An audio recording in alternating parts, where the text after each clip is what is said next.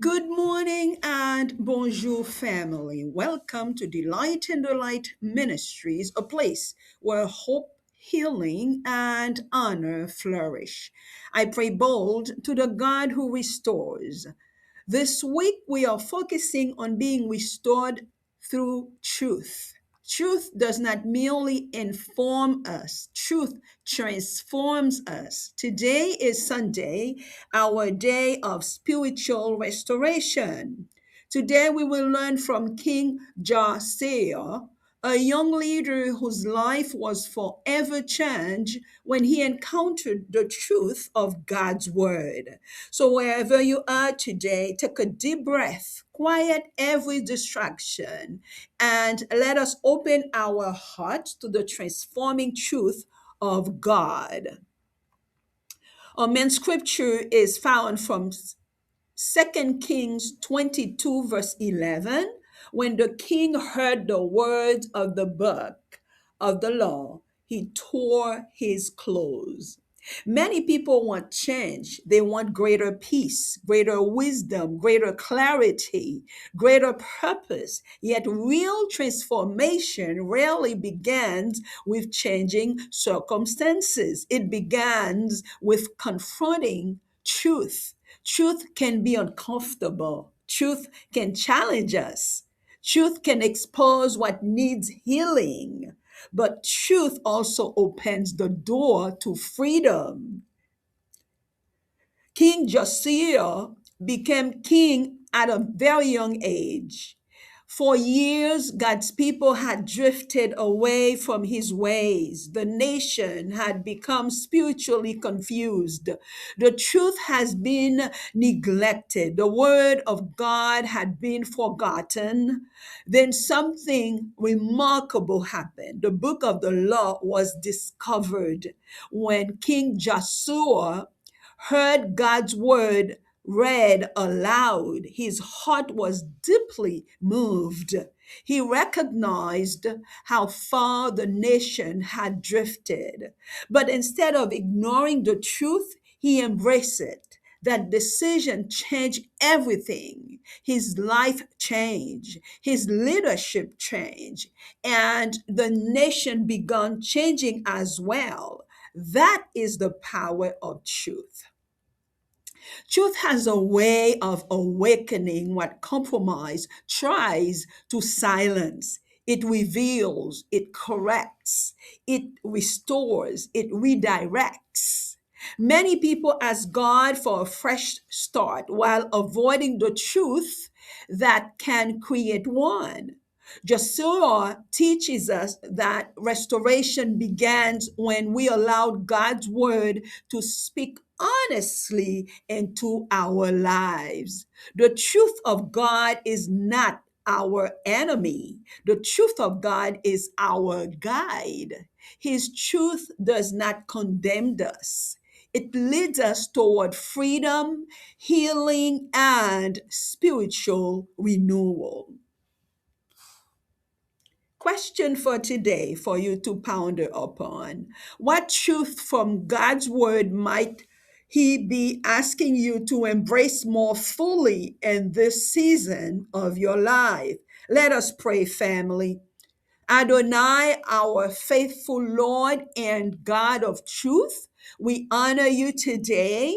Your word declares in Psalm 119, verse 160, the entirety of your word is truth. Amen. We praise you because your truth never changes. And your name, according to Revelation 19, verse 11, your name is truth. Not only it is your character, but this is your name. This is you. Your wisdom never fails, God. We love you. We admire your strength, your wisdom, your capacity, your fidelity, Father God. Your promises remain secure, and your word continues to guide every generation. You are the God of light, the God of wisdom, the God of truth, the God of faithfulness. And we worship you today. Faithful Father, teach us to love your truth. Teach us to welcome correction, wisdom, and direction from your word. Today we surrender spiritual drift, compromise, distraction, pride, self deception. Help us align our heart with your will and walk faithfully in obedience. Father, we pray for our listeners. Give them spiritual clarity. A lot of them are praying for clarity, for discernment, and renewed passion for your word. We pray for each of their families. We pray for all of our families around the world. Let your truth strengthen homes, marriages, and future generation. We pray for our community. Raise up people who walk in wisdom, integrity, and truth. We pray for our churches, our congregation, our ministries, mission fields, organization, and prayer movement. Renew each and everyone's commitment to your word, because your word, Father God, is your will. We pray for pastors or missionaries, spiritual leaders, and ministries. Strengthen them with wisdom, courage, and conviction. We pray for Haiti, Father God. Bring spiritual awakening. Help make those people return to you, return to the light.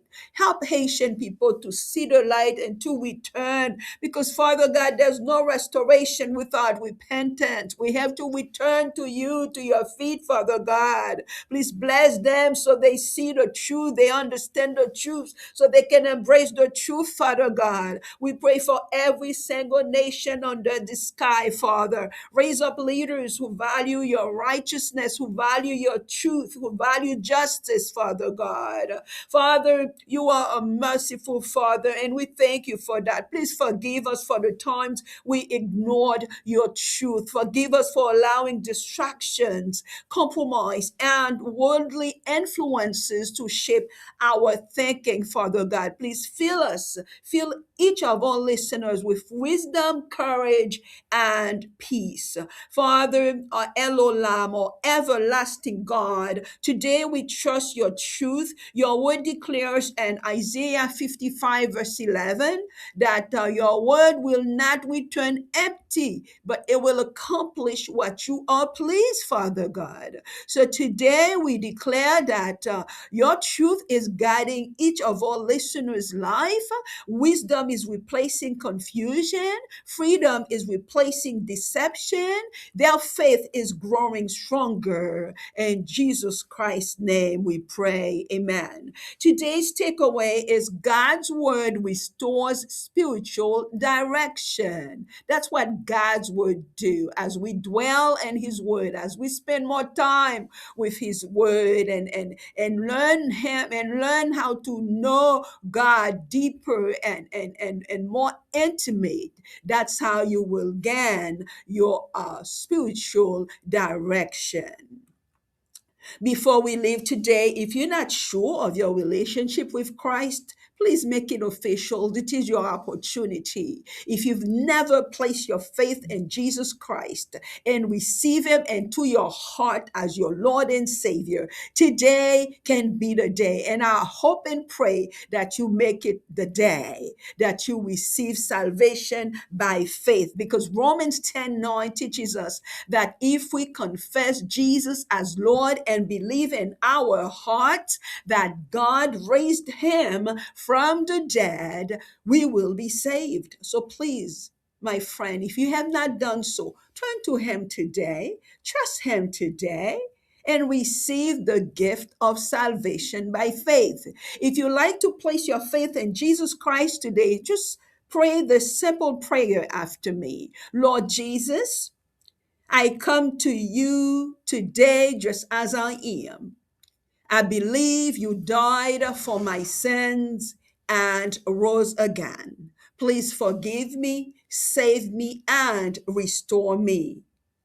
I place my faith in you as my Lord and Savior. Fill me with your Holy Spirit and help me follow you all the days of my life. Thank you for loving me. Thank you for saving me. And Jesus' name I pray, amen. Now, if you pray that prayer sincerely, welcome to the family of God. Heaven rejoices and we rejoice with you today. Your restoration journey has just begun. And family, remember to encourage someone by sharing this devotional with them because this will boost their hope in Christ.